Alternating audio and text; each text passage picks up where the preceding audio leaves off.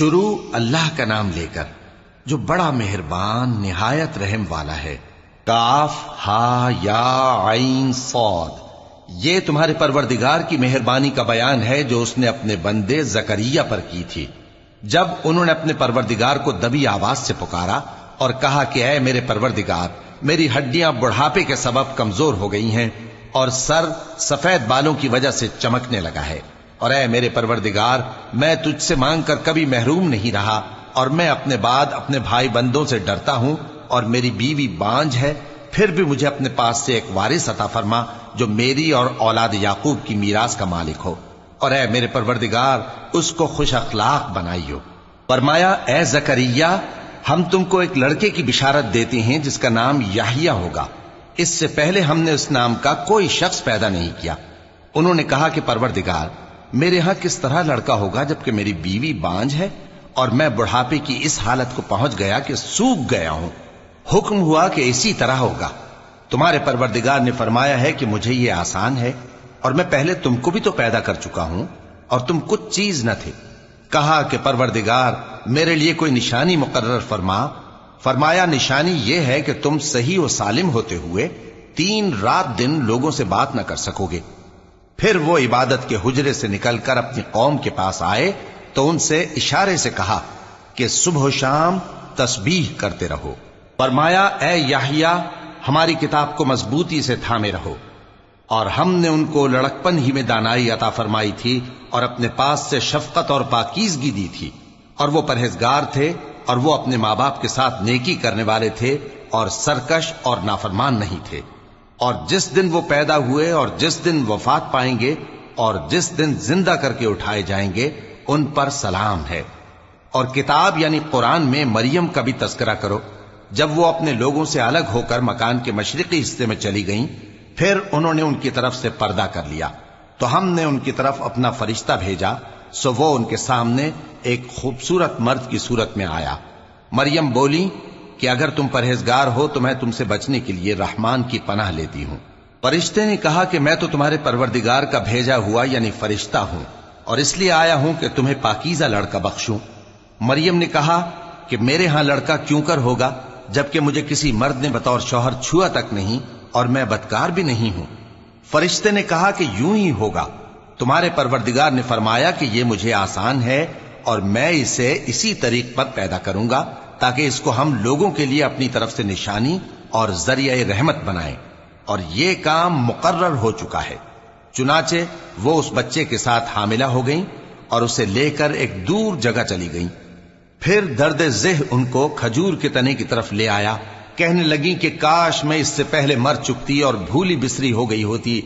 تب ان کے ٹیلے کے نیچے کی جانب سے فرشتے نے ان کو آواز دی کہ غمناک نہ ہو، تمہارے پروردگار نے تمہارے نیچے ایک چشمہ پیدا کر دیا ہے، اور کھجور کے تنے کو پکڑ کر اپنی طرف ہلاؤ، وہ تم پر تازہ عمدہ کھجوریں گرائے گا، تو کھاؤ اور پیو اور آنکھیں ٹھنڈی کرو۔ اگر تم کسی آدمی کو دیکھو تو کہنا کہ میں نے اللہ کے لیے روزے کی منت مانی، تو آج میں کسی آدمی سے ہرگز کلام نہیں کروں گی۔ پھر وہ اس بچے کو اٹھا کر اپنی برادری والوں کے پاس لے آئیں۔ وہ کہنے لگے کہ مریم، یہ تو نے برا کام کیا۔ اے ہارون کی بہن، نہ تو تیرا باپ ہی برا آدمی تھا اور نہ تیری ماں ہی بدکار تھی۔ تو مریم نے اس بچے کی طرف اشارہ کیا۔ وہ بولے کہ ہم اس سے کہ گود کا بچہ ہے کیسے بات کریں؟ بچے نے کہا کہ میں اللہ کا بندہ ہوں، اس نے مجھے کتاب دی ہے اور نبی بنایا ہے، اور میں جہاں ہوں اور جس حال میں ہوں اس نے مجھے صاحب برکت بنایا ہے، اور جب تک زندہ ہوں مجھ کو نماز اور زکوٰۃ کا ارشاد فرمایا ہے، اور مجھے اپنی ماں کے ساتھ نیک سلوک کرنے والا بنایا ہے اور سرکش و بدبخت نہیں بنایا، اور جس دن میں پیدا ہوا اور جس دن مروں گا اور جس دن زندہ کر کے اٹھایا جاؤں گا مجھ پر سلام ہے۔ یہ مریم کے بیٹے عیسیٰ ہیں، اور یہ سچی بات ہے جس میں لوگ شک کرتے ہیں۔ اللہ کو شایع نہیں کہ کسی کو بیٹا بنائے، وہ پاک ہے، جب کسی چیز کا ارادہ کرتا ہے تو اس کو یہی کہتا ہے کہ ہو جا تو وہ ہو جاتی ہے۔ اور بے شک اللہ ہی میرا اور تمہارا پروردگار ہے، تو اسی کی عبادت کرو، یہی سیدھا رستہ ہے۔ پھر اہل کتاب کے فرقوں نے باہم اختلاف کیا، سو جو لوگ کافر ہوئے ہیں ان کو بڑے دن یعنی قیامت کے روز حاضر ہونے سے خرابی ہے۔ وہ جس دن ہمارے سامنے آئیں گے کیسے سننے والے اور کیسے دیکھنے والے ہوں گے، مگر ظالم آج کھلی گمراہی میں ہے۔ اور ان کو حسرت و افسوس کے دن سے ڈرا دو جب بات فیصل کر دی جائے گی اور وہ غفلت میں پڑے ہوئے ہیں اور ایمان نہیں لاتے۔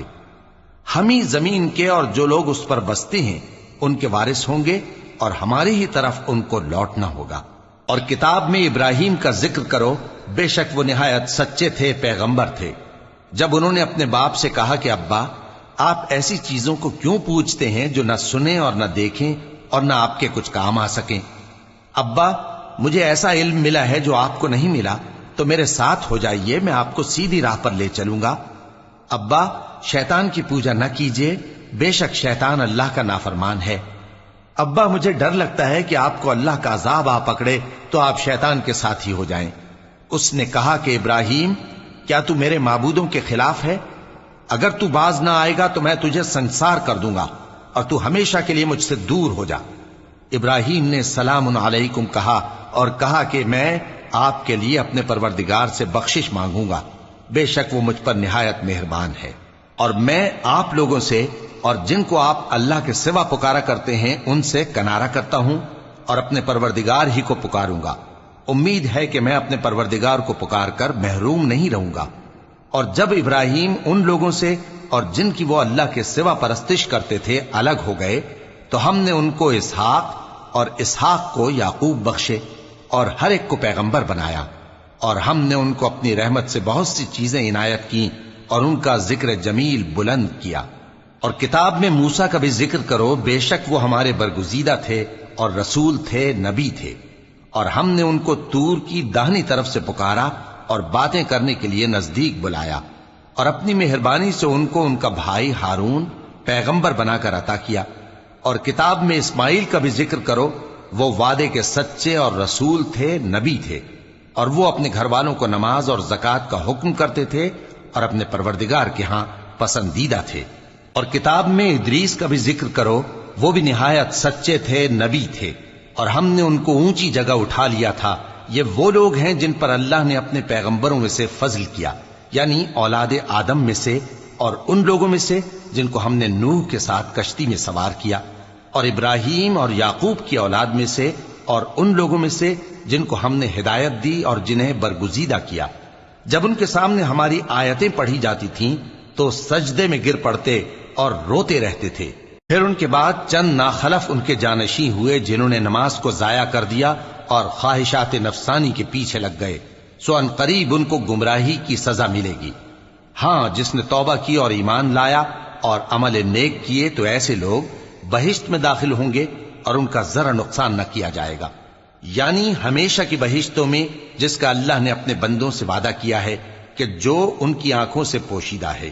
بے شک اس کا وعدہ نیکوکاروں کے سامنے آنے والا ہے، وہ اس میں سلام کے سوا کوئی بیہودہ کلام نہ سنیں گے اور ان کو صبح و شام کھانا ملے گا۔